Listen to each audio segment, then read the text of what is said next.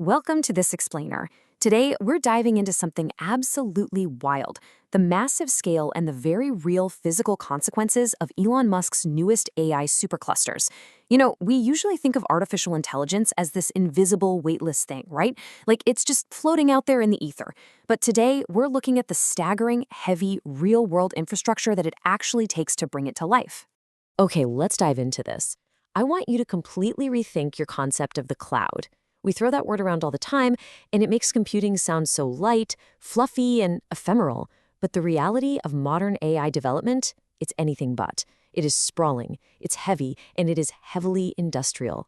What it actually takes to build the world's most powerful AI involves immense factories, millions of gallons of water, and literally enough electricity to power entire cities. To really understand the scale we're dealing with here, just look at this number, 122 days. That is the staggering speed of innovation right now. In just under 4 months, they built the initial Colossus supercomputer in Memphis, Tennessee.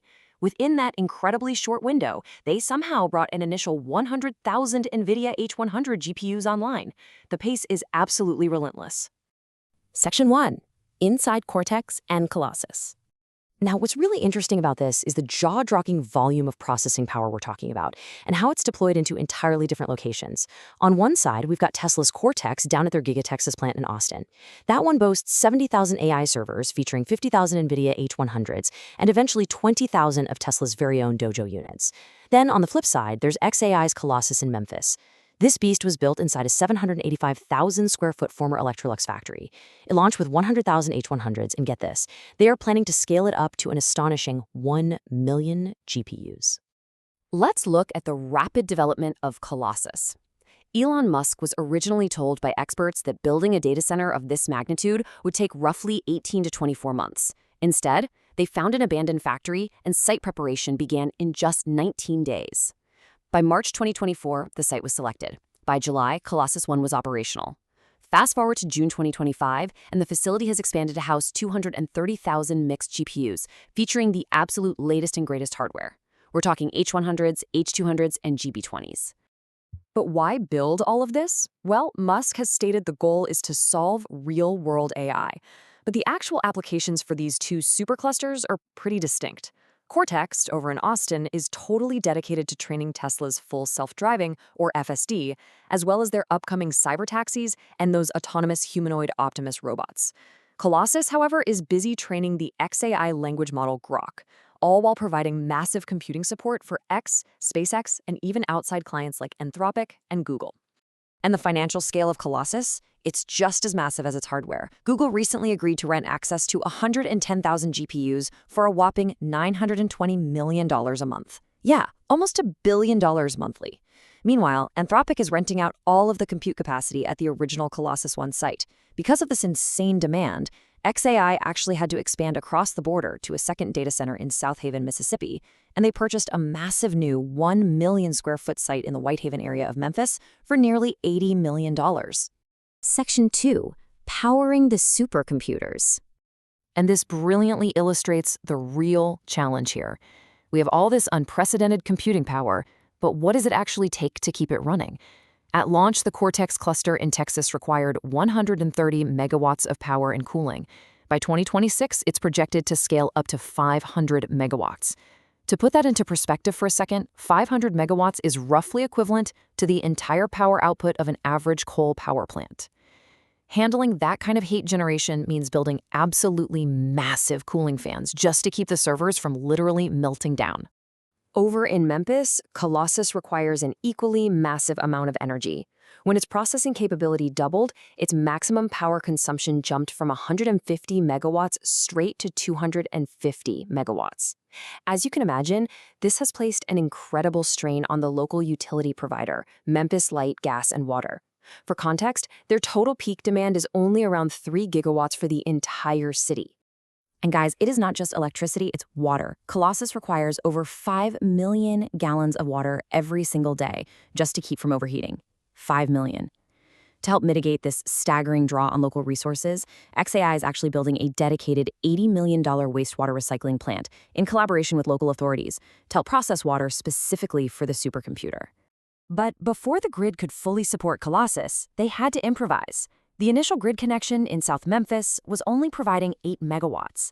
So, to power the facility, XAI temporarily set up 35 methane gas turbines. These generators just steadily burned natural gas to generate about 72 megawatts of electricity. That's equivalent to roughly 3% of the entire Tennessee Valley Authority power grid, all running locally right there at the site. Section 3. Community and environmental impact. Naturally, a sudden, massive industrial footprint appearing basically overnight has led directly to real-world consequences for the community. Many residents, city council members, and even environmental agencies were completely unaware of the Colossus project until they literally saw it on the local news. Keshawn Pearson, a local community leader, noted that they are experiencing more days where it is straight up unhealthy to go outside. At public hearings, residents have expressed severe frustration, citing chronic respiratory issues related to living in an already polluted section of Memphis. So the crucial point is how this has escalated legally. In April 2026, the NAACP, teaming up with the Southern Environmental Law Center and Earth Justice, officially filed a lawsuit against the company. The lawsuit outlines allegations that the operation of what they call the Colossus gas plant is emitting significant amounts of harmful pollutants, including nitrogen oxides and formaldehyde. The suit alleges these emissions are tied to increases in asthma, respiratory diseases, and certain cancers, and alleges violations of the Clean Air Act specifically in communities with significant Black populations. Part of how those gas turbines were initially installed brings up a fascinating regulatory detail. At first, the temporary turbines avoided strict environmental permits because local health departments only regulated gas-burning generators if they remained in the exact same location for more than 364 days. However, in January 2026, the EPA actually revised its new source performance standard, ruling that large methane gas turbines now absolutely require permits, even if they are only set up for temporary operations. Let's move to and see how this builds into Section 4, legal battles and future. As you can probably imagine, the sheer strategic value of this AI infrastructure has sparked some high-stakes clashes. In June 2026, the executive branch, specifically the Trump administration's Department of Justice, moved to intervene and actually dismiss the NAACP's lawsuit. The administration presented the defense that the lawsuit threatens American national, economic, and energy security. They basically argued that shutting off the power supply for this artificial intelligence innovation would interfere with support for Department of War military operations. The legal argument presented here by the executive branch, signed by Stanley Woodward Jr., is quite specific. It claims that the executive branch has the right to unilaterally dismiss a case brought under the Clean Air Act by an outside party if the government objects to it. They cited Executive Orders 14156 and 14179, positioning the protection of AI innovation as a matter of critical national importance that supersedes the citizen enforcement actions of the environmental lawsuit. But despite the ongoing legal battles, XAI has been taking physical steps to mitigate their environmental footprint and decouple from that strained local grid. Back in November 2024, they successfully upgraded their grid connection to 150 megawatts, which allowed them to remove some of those temporary gas turbines. They've also deployed 168 Tesla Megapack battery storage units at the site to help manage the power draw. And, as we discussed a bit earlier, they are pushing forward with building that $80 million dedicated wastewater recycling facility.